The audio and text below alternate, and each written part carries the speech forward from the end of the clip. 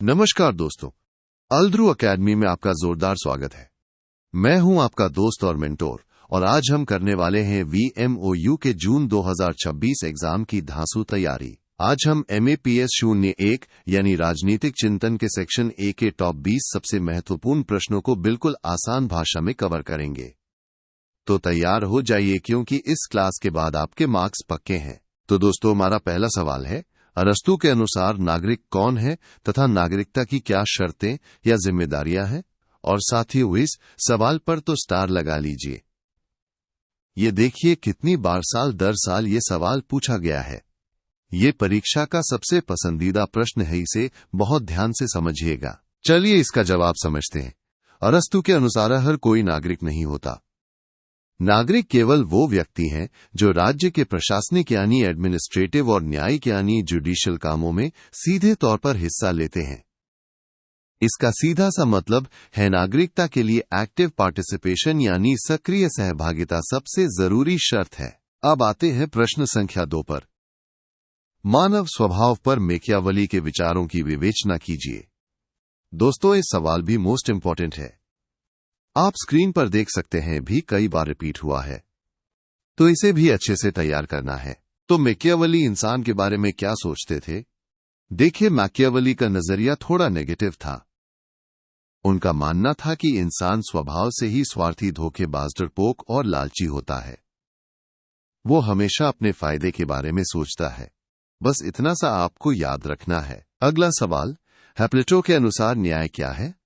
या फिर प्लेटो की न्याय की अवधारणा को समझाइए। दोस्तों, ये सवाल भी परीक्षा में बार बार अपनी जगह बनाता है। जून 2023, दिसंबर 2023, ये तो हाल ही में पूछा गया है, बहुत महत्वपूर्ण है। तो प्लेटो के लिए न्याय का क्या मतलब था? इसको आप ऐसे समझिए। प्लेटो कहते थे कि समाज में हर व्यक्ति का एक निर्धारित काम होता है। जब हर कोई अपना काम पूरी ईमानदारी से करे और दूसरे के काम में दखल अंदाजी न करे, तो वही सच्चा न्याय है। सिंपल।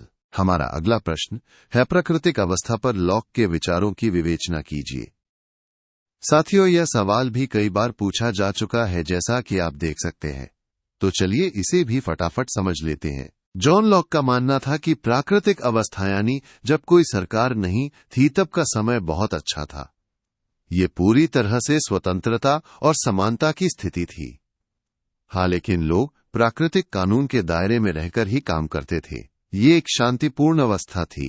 चलिए 5वां प्रश्न देखते हैं।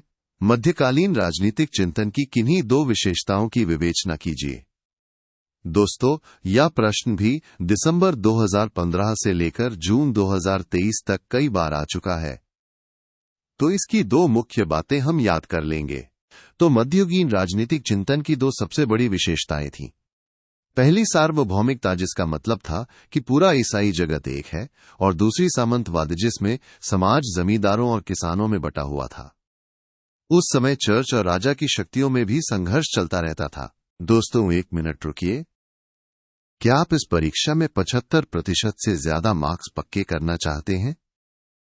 तो इस पूरी सब्जेक्ट गाइड को अभी PDF फॉर्मेट में डाउनलोड करें। इसमें सभी महत्वपूर्ण प्रश्न और उनके सटीक उत्तर दिए गए हैं। डायरेक्ट डाउनलोड लिंक नीचे डिस्क्रिप्शन बॉक्स में दिया गया है, अभी क्लिक करें। स्वागत है ब्रेक के बाद।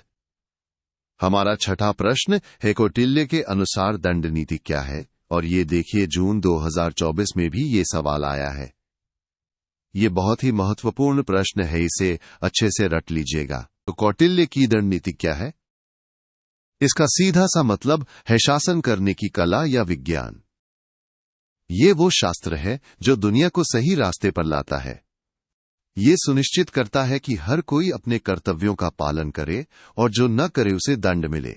7वां प्रश्न है, प्राकृतिक अवस्था पर हॉब्स के विचार क्या हैं? दोस्तों, हमने अभी लॉक के विचार देखे थे, अब हॉब्स के विचार जानेंगे। और ये सवाल भी परीक्षा में कई बार पूछा गया है। हॉब्स के अनुसार प्राकृतिक अवस्था बहुत ही भयानक और दयनीय थी। वहां हर इंसान दूसरे इंसान का दुश्मन था। जीवन अकेला, गरीब, गंदा, क्रूर और छोटा था। मतलब हर तरफ बस लड़ाई और संघर्ष था। अब देखते हैं प्रश्न संख्या 8। कौटिल्य द्वारा प्रतिपादित षाड्गुण्य नीति क्या है? दोस्तों, कौटिल्य से जुड़ा ये एक और बहुत ही महत्वपूर्ण सवाल है। इसे भी आपको जरूर तैयार करना है। देखिए, षड्गुण्य नीति का मतलब है विदेश नीति के 6 सिद्धांत। कौटिल्य ने राजा को दूसरे राज्यों से निपटने के लिए 6 रणनीतियां बताई थीं। ये है संधि, विग्रहासन्यान, संश्रय और द्वैधी भाव। ये एक राजा की विदेश नीति के हथियार हैं। अगला सवाल, हेमनु को प्रथम शिक्षक अथवा प्रथम विधायक क्यों माना जाता है? ये भी एक क्लासिक सवाल है जो दिसंबर 2018 और 2023 में भी पूछा गया है। चलिए इसका जवाब जानते हैं। मनु को मानवता का पहला शिक्षक और पहला कानून बनाने वाला यानी प्रथम विधायक का इसलिए माना जाता है क्योंकि उन्होंने ही सबसे पहले समाज और राज्य को चलाने के लिए व्यवस्थित नियम और कानून दिए। उनकी मनुस्मृति इसका सबसे बड़ा उदाहरण है। 10वां प्रश्न बहुत ही सीधा और सरल है। लेवियाथन का लेखक कौन है? दोस्तों, ये 2 नंबर के लिए एक परफेक्ट सवाल है और कई बार पूछा भी गया है।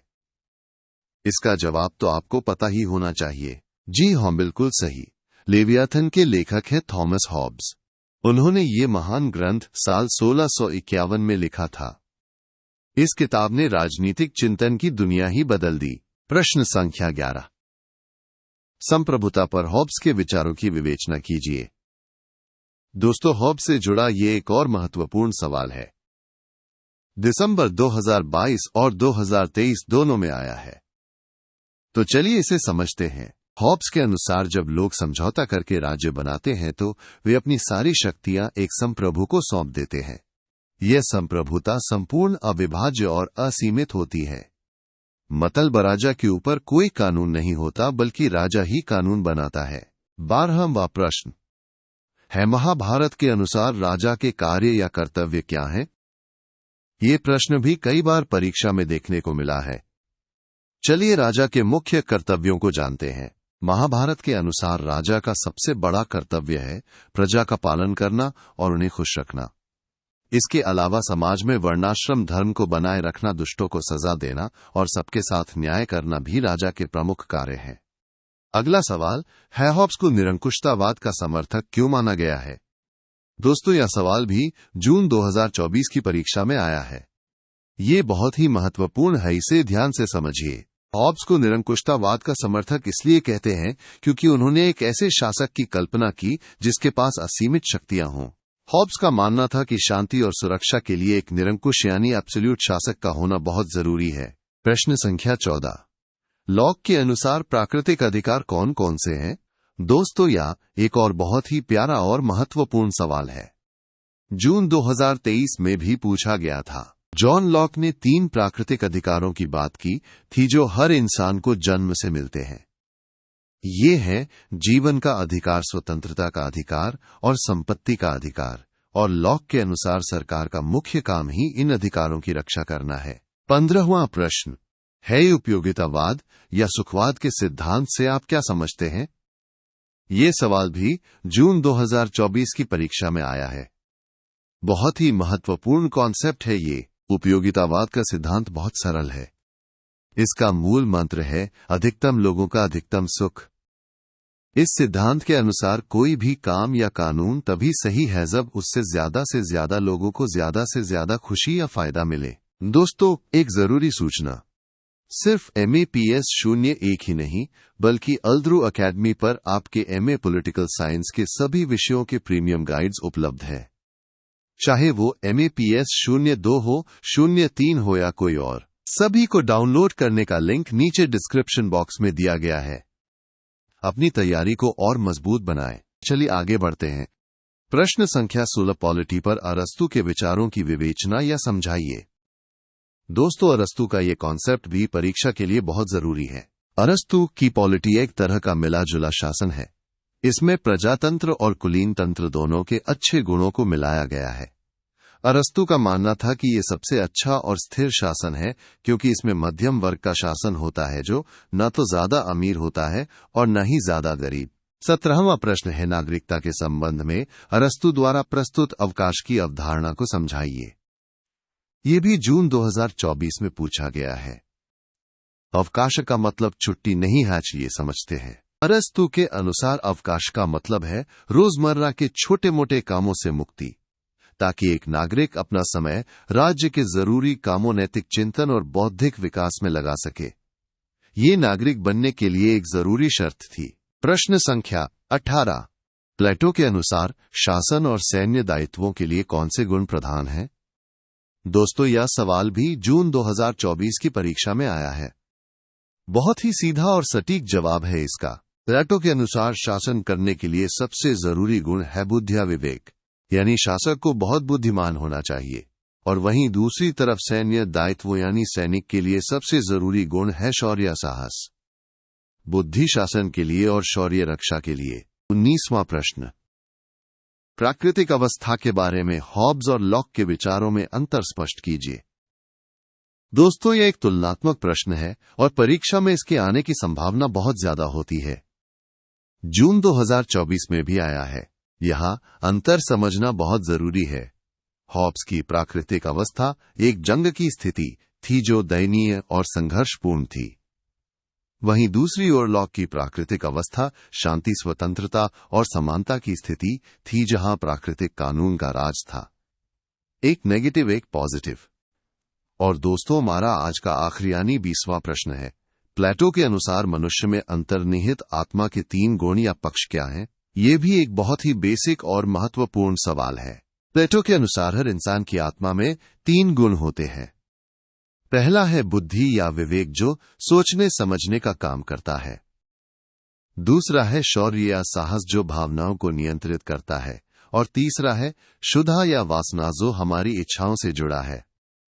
इन्हीं 3 गुणों पर प्लेटो का पूरा दर्शन आधारित है। तो दोस्तों, इसी के साथ हमारी आज की क्रैश कोर्स क्लास समाप्त होती है।